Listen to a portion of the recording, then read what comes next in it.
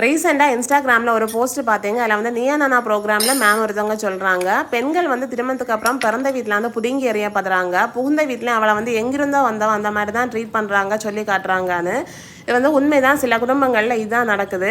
அதுக்காக திருமணத்துக்கு அப்புறம் வந்து பெண்கள் புகுந்த வீட்டுக்கு போகாமல் இருக்க முடியும்னு சொல்லலை. இதான் வந்து நடைமுறையில் இருக்கிறது. இதுதான் நம்மளுடைய வழக்கம். இதில் வந்து மாற்ற முடியாது. ஆனால் நான் என்னுடைய கருத்து என்னன்னு பார்த்தீங்கன்னா, இந்த புகுந்த வீட்டில் இந்த மருமகளை வந்து இவங்க நம்ம வீட்டுக்கு வாழ வந்தவங்க, இது இவங்களுக்கு உரிமைப்பட்ட வீடு, நீ இந்த வீட்டில் தான் வாழ போகிறாங்க, அந்த மாதிரியான ஒரு சிந்தனையோட நடத்துறது நல்லது. ஆனால் இதில் கசப்பான உண்மை என்னன்னு பார்த்தீங்கன்னா, இந்த மாதிரி எங்கிருந்தோ வந்தவன்னு சொல்லி காட்டுறதும் ட்ரீட் பண்ணுறதும் அந்த வீட்டில் இருக்கிற அவளுடைய புருஷனோ மாமனாரோ கிடையாது. இதே மாதிரி 30-40 வருஷத்துக்கு முன்னாடி எங்கிருந்தோ வந்திருப்பாங்க இல்லை, அந்த மாதிரியான மாமியார்கள் தான்.